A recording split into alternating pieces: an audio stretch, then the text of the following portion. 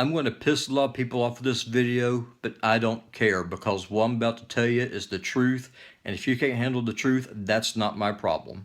I'm going to explain to you today why it is that the cultural genocide going on in the South is wrong. I'm going to explain to you why memorials dedicated to Confederate soldiers and to the Confederacy as a whole matter, because cultural genocide is the worst kind of genocide that there is.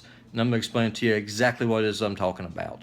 You may have seen on the news there are memorials and monuments all over the South being taken down and being removed by social justice warriors, Black Lives Matter, weak-kneed Republican jackasses, for lack of a better word. And I'm going to explain to you why that's wrong, and I'm going to explain to you why it's a form of dysgenics. Okay, when you send your kid to school, they are educated out of a school book that is approved by a politician, either in your state capital or if you're in a state that adheres to Common Core, out of Washington, D.C. Those kids are not being taught true history.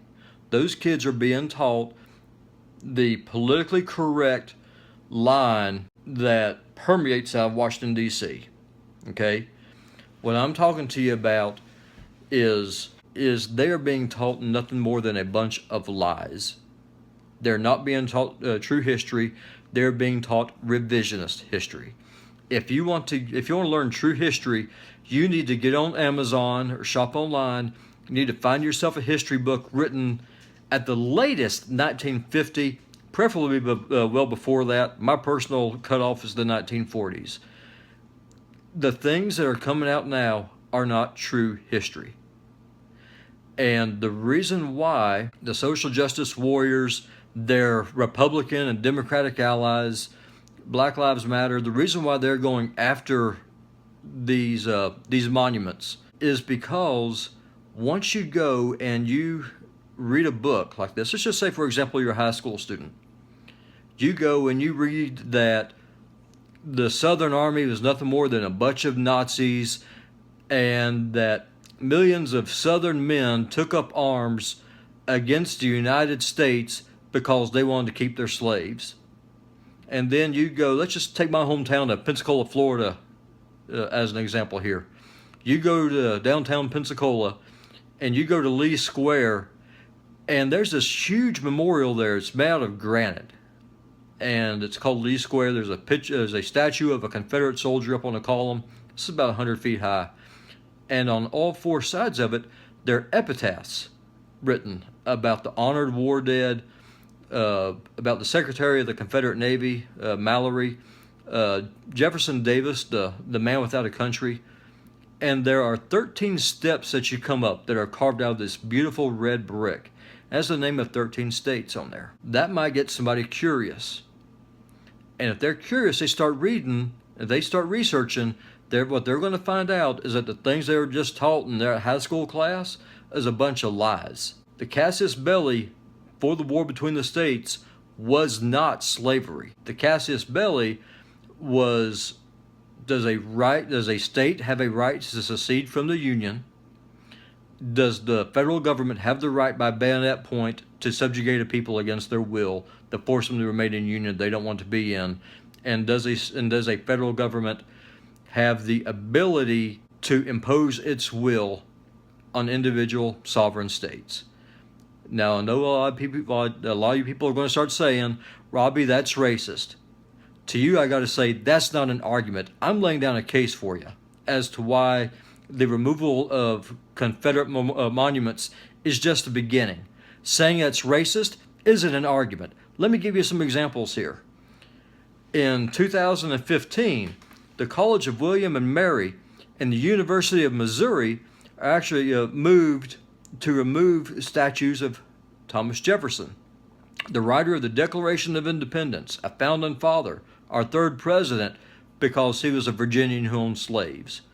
San Francisco has actually moved to rename high schools named after George Washington.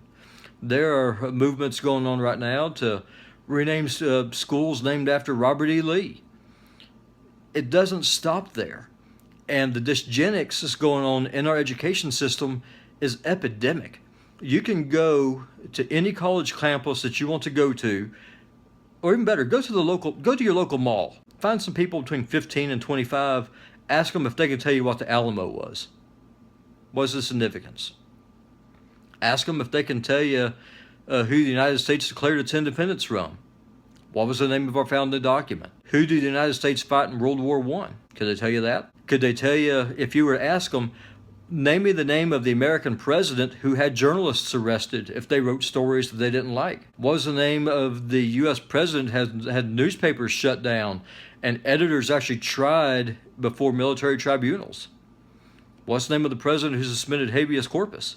They're going to look at you with blinders. The reason is history is what matters. Culture is the most important thing.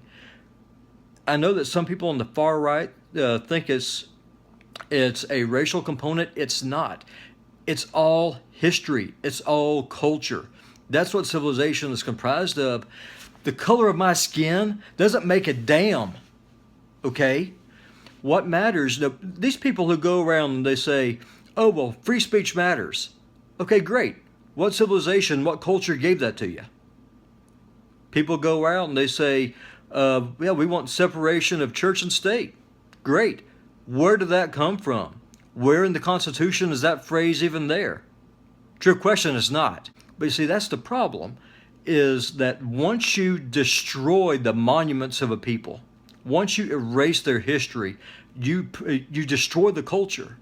And then you have a bunch of people who are adrift, who have absolutely no roots at all. None. And they could be molded into whatever useful idiot it is that you want them to be. A stupid and uneducated population is a population that's easy to control, people. That's the end game.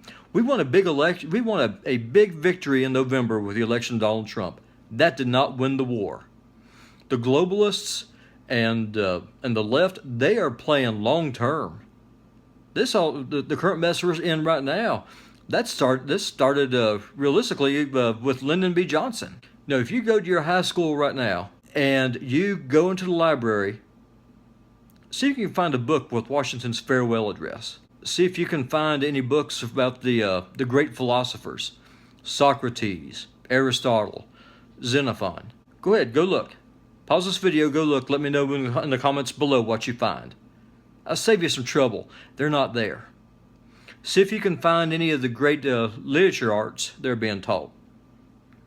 That's not happening, is it? If you crack open a history book that your kid brings home from school and you go through, what you're going to learn is that America is bad. It was colonized by a bunch of evil white people who killed the Indians, ate their babies, kicked penguins, and were nothing more than slave traders. They're not going to teach you that slavery was committed by every single race of people on this planet, by every culture on the race of this planet, and they're not going to teach you who ended it. White Christians, primarily from Great Britain. They ended slavery. Slavery would have ended here in the United States without the war, if the government had just simply followed the British model. Matter of fact, there are a lot of abolitionists in the North who wanted the southern states to secede because they knew that would hasten the death of slavery. See, and this is what I don't understand, is that so many people, especially people who claim to be patriots, talk about the dangers of big government, but yet you turn your kids over to government schools to be indoctrinated. They're not learning anything. All they're learning is self-hate, and you don't bother to take them to museums. You don't take them to monuments or memorials. Hell, you don't even go yourself. Pull your head out. Learn something. The people in Washington, D.C., you're going to criticize them on one hand, but then you're going to trust them to raise your kids on another. And for those of you idiots who are going to be watching this video who are going to say, oh, well, Robbie's just a racist, listen, I'm married to a black woman. We moved to Montana from the South. My son, Thomas Jonathan Jackson, he's named after Stonewall Jackson. This is not a racial thing. This is a cultural thing. Culture is what matters. Culture is what defines a people. No, even the Bible talks about the importance of memorials. Look at the book of Joshua. Once the Israelites went into Canaan, open up, dust the Bible off. Just go ahead, wipe the dust off, and go into it and look what how God commanded that the priests build stone monuments to show where the Israelites crossed the Jordan. The reason why they did it is because generations die off. They die out. Those monuments are a link to the past. They are a remembrance of your heritage. They are a remembrance of who you are. And once you start repudiating your heritage, and once you start destroying your history for the sake of political correctness, you have nothing left. You've got nothing. So here's what you need to do. You need to turn off The Walking Dead. You need to put the stupid remote down. You need to go and you need to get yourself this thing. It's called a book, and read it. And you need to start going to your school board meetings if your kids are going to public school, and start demanding that the classics start being taught again in school. For the love of God, we're raising people who don't even know how to think. And let me tell you what's going to happen. One day, in the not too distant future, the kids who are growing up right now, they're going to be the ones who are going to be entrusted with the legacies of our forefathers. And when we go to pass off that torch, it's going to fall in the dirt, because there's not going to be a single soul there left to pick it up. And for those of you out there who agree with this message, but you're too afraid of spreading it because you're afraid of being called a name, you're absolutely useless. If you're not going to help, at least get the hell out of the way. I don't know how to reach you people. How is it that we're going to take the greatest civilization that has ever existed on the face of the earth, the civilization that's given us a scientific method, the civilization that forbids the establishment of a state religion, the civilization that allows you the freedom of speech, the civilization that says, no, the government cannot have a monopoly on force, free men and free women can be armed. The civilization that says, no, we don't have a king. We will elect our representatives and we will send them to serve at our pleasure. And you're going to throw it all away for what? Because someone might say a mean thing to you? Our ancestors were turned into human candles. They were burned at the stake. They were executed. They were slaughtered in mass in wars over the last 1,000 years. And you're going to throw it away because you're too damn lazy to teach your kids true history? If you agree with this message, I need your help. I cannot spread this alone. I look forward to your comments down below. I hope that you share this message. I hope that you subscribe. We have a lot of work to do, people. We've got a lot of work to do. This is not the time for cowardice. It's time to take a stand. It's time to reclaim our history. It is time to reclaim our heritage. It's time for the love of God to grow up. It's time to be a fighter. Stand up!